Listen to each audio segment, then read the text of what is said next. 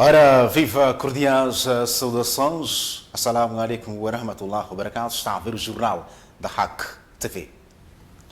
Vamos às notas para esta noite de quinta-feira. Em instantes, o Presidente da República fez o comunicado à eleição, portanto, trouxe algumas, sobretudo, a retoma das aulas presenciais em todos os subsistemas de ensino e outras matérias que certamente o caro telespectador terá acesso de acompanhar-se, portanto, nos próximos momentos noticiosos. Mais 6 pessoas morreram vítimas de complicações causadas pela Covid-19 e outras 775 foram infectadas nas últimas 24 horas em Moçambique, anunciou o Ministério da Saúde. Os óbitos foram registrados nos últimos 3 dias em pessoas da nacionalidade moçambicana com idades entre 43 e 95 anos, referiu o Ministério num comunicado que atualiza dados sobre a pandemia. O país já contabiliza com os novos dados partilhados hoje 674 mortes por Covid-19 e um total acumulado de 61.170 casos, dos quais 72% são considerados recuperados. Em Moçambique, há ainda 16.210 casos ativos, dos quais 181 estão internados, 74% na cidade de Maputo. Segundo as autoridades em Moçambique, já foram testados cumulativamente mais de 400 mil casos suspeitos, 4.396 dos quais nas últimas 24 horas. Depois dos casos, internamentos e mortes se terá agravado em janeiro, comparado a todo o ano de 2020. Em fevereiro, os números estabilizaram em Moçambique e as autoridades de saúde alertaram, entretanto, para o risco do país poder enfrentar uma terceira vaga de Covid-19 mais intensa, caso se verifique um relaxamento das medidas de prevenção. Na sequência da nomeação do Agostinho da Becar 30 para o cargo de cônsul de Moçambique em Zanzibar, na República Unida de Tanzânia, que exercia as funções de primeiro secretário do Comitê Provincial do Partido Frelimo e Nampula, o secretariado do Comitê Provincial, alegando aos membros do Comitê Central, residentes e outros quadros, reuniu-se na segunda-feira última para fazer a apresentação de Said Momad, que também vinha exercendo as funções de secretário provincial de mobilização, a propaganda e organizações sociais em Nampula, para exercer as funções de coordenador provincial do Partido Frelimo. Portanto, são notas para este jornal de noite. Agora vamos à linha de reportagem. A escassez de chuvas, aliada à praga de insectos que destrói algumas culturas resistentes à seca, está a provocar riscos de insegurança alimentar em alguns distritos das regiões intermédias e costeiras da província de Nampula. Aí na Cala Velha, Heirate e Monapo, há relatos de famílias que se socorrem de capim, tubérculos e frutos silvestres para conseguirem ter acesso a uma refeição. O drama foi relatado pelos respectivos administradores durante a primeira sessão extraordinária do Secretariado Técnico de Segurança Alimentar e Nutricional, que esta quarta-feira reuniu-se em Nampula para traçar estratégias com vista a mitigar o impacto da irregularidade das chuvas que se registram na província. Estamos perante uma situação de insegurança alimentar e que as famílias reduziram drasticamente o número de refeições. Estamos a falar das 3 refeições básicas. Neste momento, há famílias que estão apenas com uma refeição. E esta refeição era condicionada pelas mangas, e hoje as mangas já não existem. E por esta falta das chuvas, vai-se notando também a ausência dos alimentos. E por conta disso, estamos a falar de aproximadamente 600 famílias que estão nessa situação de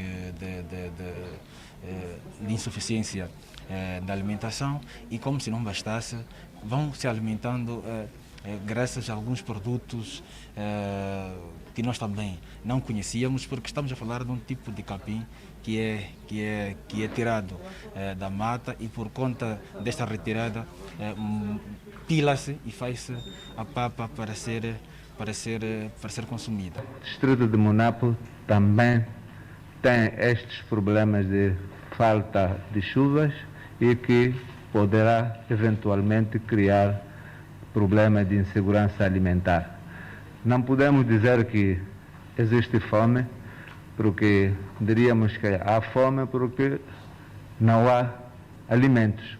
Nesta campanha, a questão da insegurança alimentar em algumas famílias, porque choveu pouco e trouxe-nos uma realidade totalmente diferente do que verificávamos nos últimos anos.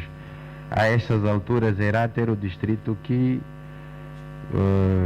assistíamos intervenientes na área de comercialização agrícola a comprarem a mandioca para as zonas onde se verificava a fome. O governo da província diz que, face à situação, serão mobilizadas equipas conjuntas de trabalho para se deslocar aos locais onde foram reportados casos de fome, no sentido de encontrar formas de mitigar o problema. Neste momento, há uma grande mobilização de todas as forças por forma a conseguir sementes, conseguir insumos, no geral, para poder disponibilizar à população, conseguir intervenções que possam ajudar a mitigar os efeitos das pragas.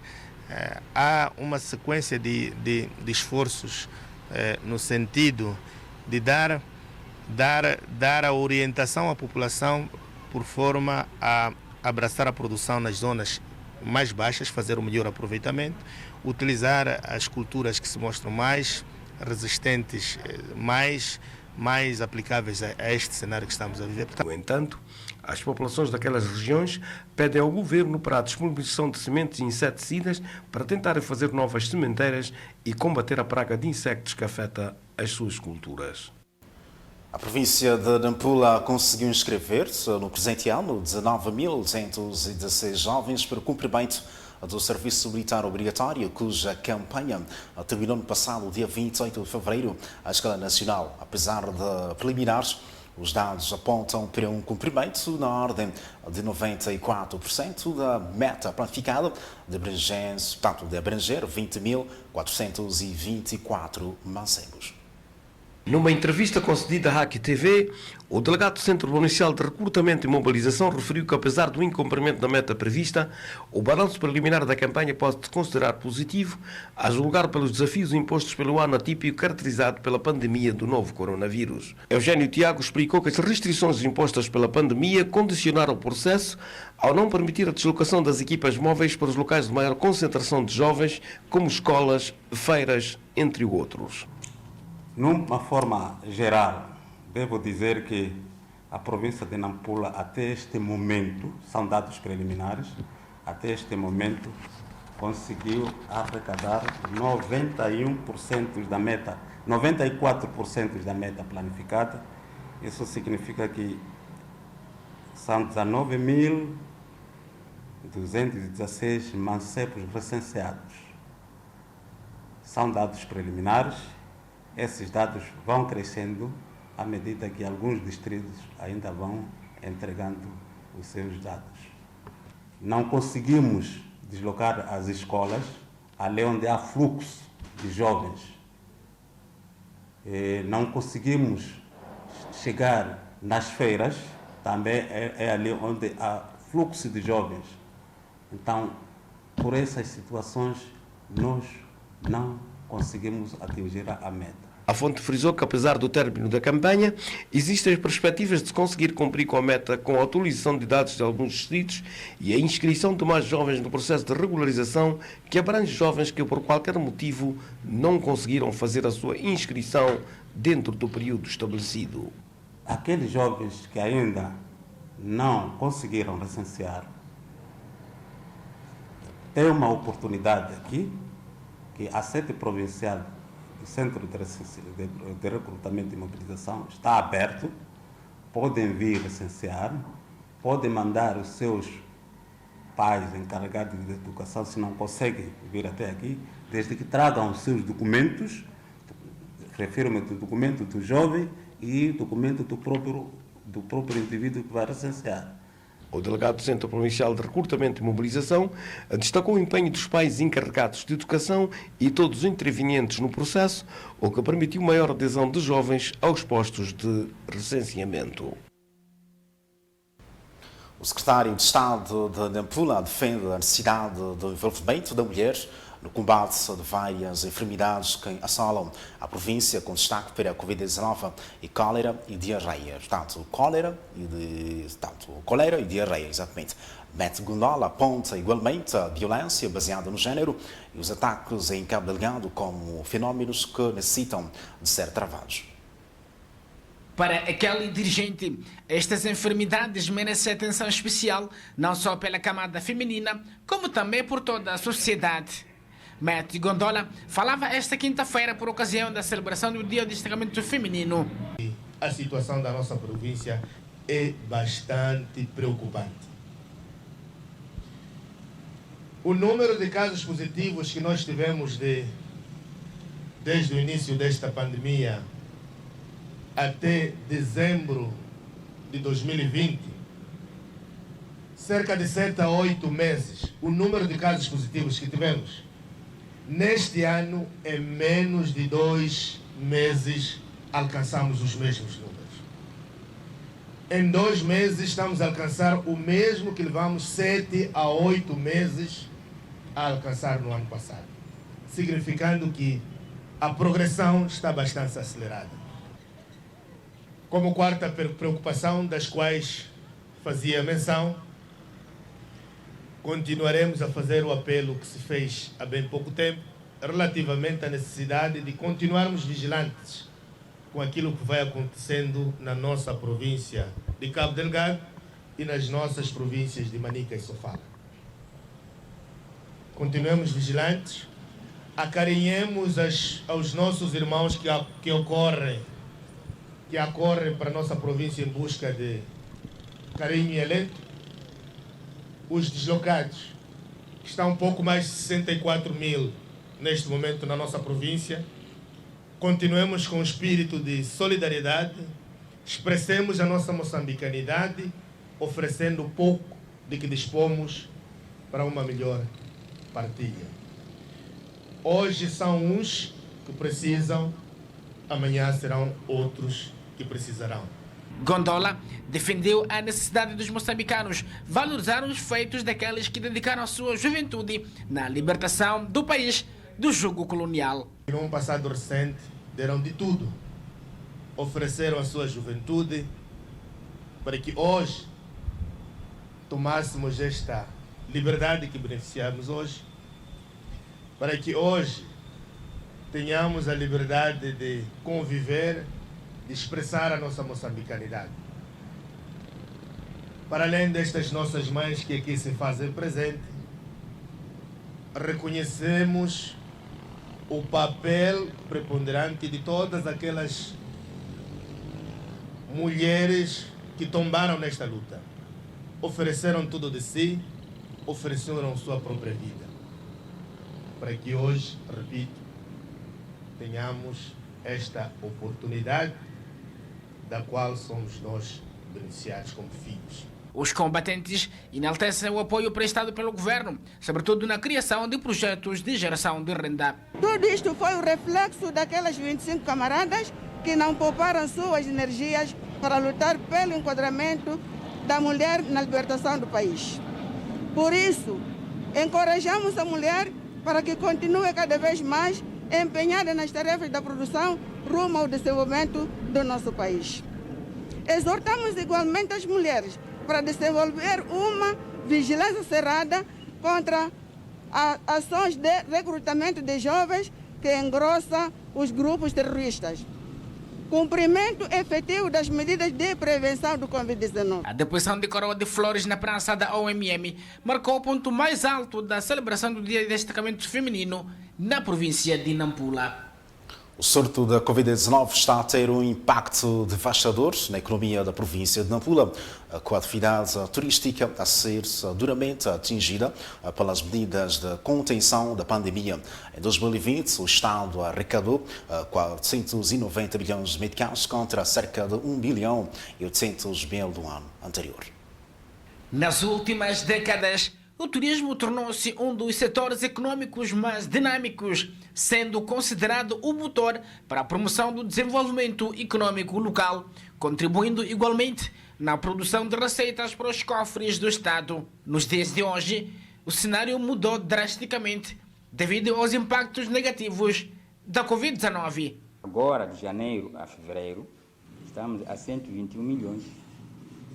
Agora, de janeiro a fevereiro, esses 2 meses. Então, o impacto a nível econômico é tremendo. É tremendo, é forte.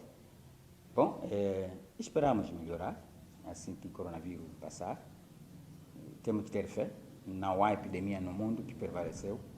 Não é? Toda epidemia passa.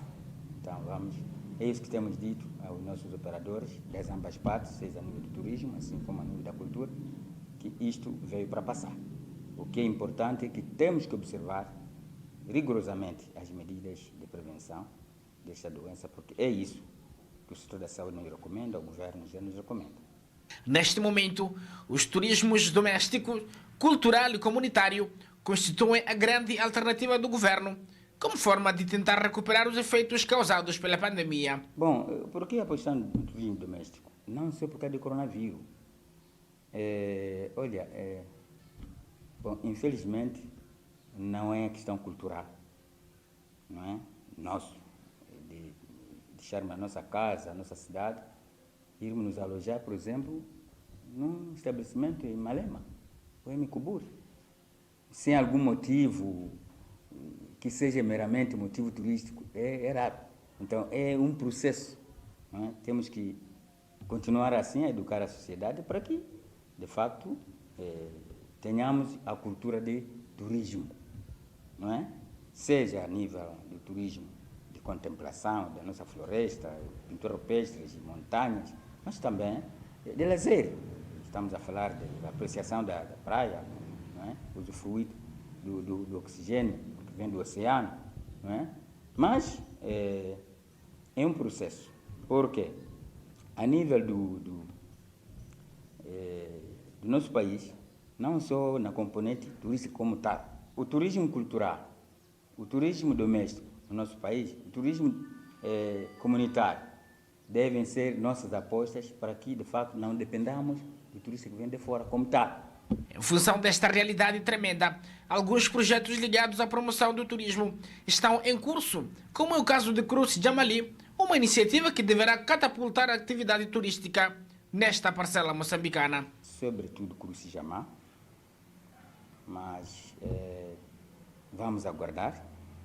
Acreditamos que daqui a 2 meses vamos ter informações já concretas para o início das obras. Por isso é prematuro avançar, mas há